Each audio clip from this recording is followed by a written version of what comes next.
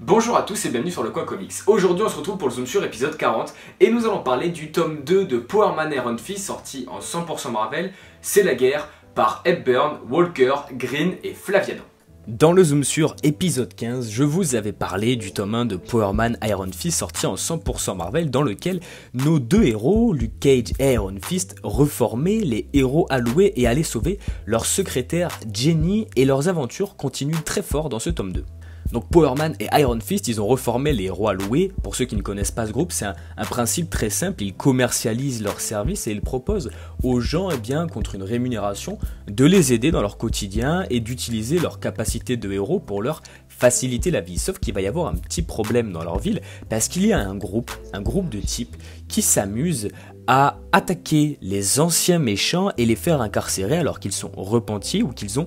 payer leurs dettes, et Luke Cage et Iron Fist vont être étroitement mêlés à ce groupe d'individus. Et oui, ils vont y être mêlés sans forcément le vouloir, parce que, alors qu'ils sont tranquilles dans leur local, il y a un groupe d'anciens criminels repentis qui vient les voir et qui dit « Bon écoutez, on a besoin de vos services, on va vous payer les rois loués pour que vous nous protégiez, parce qu'il y a un groupe de types qui s'amusent à attaquer les anciens criminels repentis ou qui ont payé leurs dettes ou qui ont totalement arrêté le crime et qui les fait foutre en tôle alors qu'ils ont rien fait du tout. » Et alors que cette discussion a lieu, justement, ce groupe va commencer à arriver dans le local de Power Man et Iron Fist à tout défoncer, une baston va commencer et Iron Fist va être incarcéré parce qu'il a essayé de défendre les gentils et il va être mis à Riker Island alors que Luke Cage reste impuissant et va s'en aller avec ce groupe de criminels repentis qui étaient venus le voir. Et comme si ça suffisait pas, Civil War 2 va venir impacter cette série, parce que oui, cette série se passe en plein milieu de Civil War 2, alors qu'au début du comics,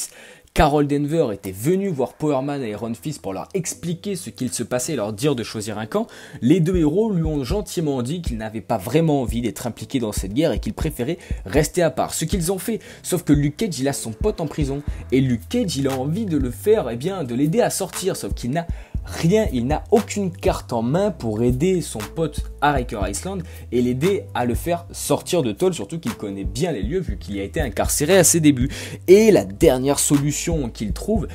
c'est peut-être de faire une évasion illégale. Il y a à peine pensé que Ulysse, l'inhumain de Civil War 2, l'a vu, et Carol Danvers et les siens vont donc directement aller s'en prendre à Luke Cage et à sa bande de potes, et ça va être le début du fight, le début de la course contre la montre pour Luke Cage et pour Iron Fist pour sortir de Riker Island, et également le début de cette quête à la vérité que mène Carol Danvers depuis Civil War 2, qui va partir dans un sens très critique dans ce comics, et je vous laisse découvrir la suite de ce récit par vous-même. Donc Walker au scénario, il a réussi à enlever totalement la peur que j'avais en ouvrant ce comics. Quand j'ai vu que l'intrigue de ce tome 2 était en lien avec Civil War 2, je me suis dit oula,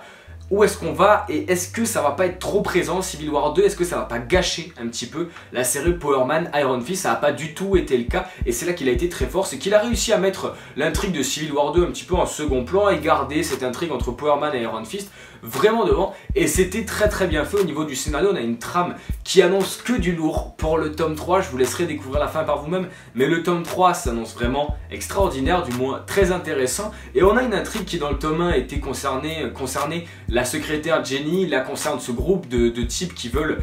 faire emprisonner en fait les criminels avant qu'ils aient commis leur crime, donc c'était vraiment très bon, et l'intrigue nous emmène gentiment sur un très bon cliffhanger à la fin de ce tome 2 qui présage un tome 3 qui sortira en mi-2018 si je dis pas de bêtises, printemps 2018, qui sera vraiment excellent. Au niveau des dessins, Green et Flaviano sont encore une fois très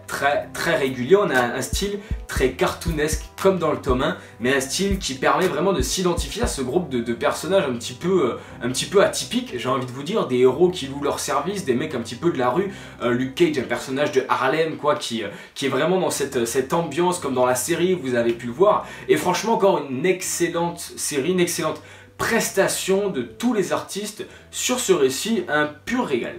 La première chose que j'ai aimé dans ce comics, ça est tout simplement ce groupe de personnages, Power Man et Iron Fist. Comme dans le tome 1, c'est un groupe très atypique à suivre, et moi je connaissais pas vraiment ce groupe avant les séries Netflix. Je les avais déjà vus dans les Avengers, etc.,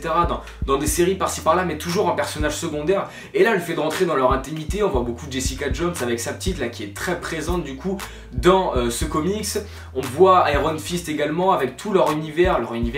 très Harlem, très mafieux, avec ses méchants, vraiment des gros mafieux, des caïds un petit peu, j'ai envie de vous dire. Et du coup, j'aime beaucoup leur univers, je trouve ça très intéressant. Je sais qu'il y a un tome 3 qui sort, je sais pas ensuite si la série continuera, mais j'espère du fond du cœur qu'il y aura d'autres séries Power Man et Iron Fist, parce que cette collection 100% Marvel eh bien, est rafraîchissante au possible avec ces super-héros de seconde zone, entre guillemets, des super-héros qui sont selon moi encore plus intéressants que les super-héros qu'on voit aujourd'hui en tête d'affiche des kiosques chez Panini Comics, mais il y a quand même une très bonne collection. Et du coup, Power Man et Iron Fist, eh bien, des récits qui sont vachement drôles, un humour très porté. En fait, on a un Luke Cage, un Power Man qui est très carré, j'ai envie de vous dire. Il fait un petit peu penser à Captain America dans Civil War, le film. On sort pas de blagues, il sort des blagues complètement nulles où il sort aucune insulte. Et à l'instar, on a Iron Fist en fait qui est totalement l'opposé, qui arrête pas de sortir des petites vannes, arrête pas d'amuser la galerie, il est là pour ça, mais là on va le voir dans un contexte un petit peu différent parce qu'il est emprisonné comme on l'a vu précédemment. Et c'était très intéressant de suivre également ces liens d'amitié qu'il y a entre Power Man et Iron Fist, parce qu'on avait l'impression dans le tome 1 que Power Man, il avait pas trop envie de reconstruire ce groupe, les héros alloués, il voulait rester avec Jessica Jones, avec sa petite, et là le fait que son pote soit en tôle et que lui il soit impuissant, mais on voit vraiment cette amitié qui se lie et c'est très fort et très intéressant à suivre. Une excellente série, je vous conseille fortement de sauter sur ces deux comics qui coûtent 15 € pièce en 100% Marvel dans un très bon format, une très bonne collection. Et en plus à la fin vous avez un petit annual de Scott Hepburn qui est un annual en fait de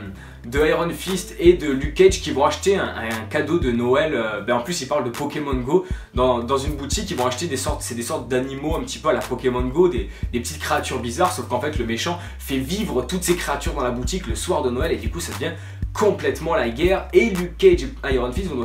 vont devoir faire tout ce qu'ils peuvent pour sauver tout le monde et arrêter ces monstres maléfiques et le Père Noël va venir les aider bien évidemment. Donc c'était assez marrant, au début j'étais un petit peu sceptique mais finalement c'était très sympa. Je vous conseille fortement ce comics et vous m'en direz des nouvelles. En tout cas j'espère que cette vidéo vous aura plu, si c'est le cas n'hésitez pas à laisser un like pour faire avancer la chaîne et dites-moi dans les commentaires ce que vous avez pensé de la vidéo et du comics. Pour vous abonner c'est ici, pour regarder la dernière vidéo c'est ici, Twitter, Instagram c'est dans la description. On se retrouve très vite pour de nouvelles vidéos, ciao tout le monde.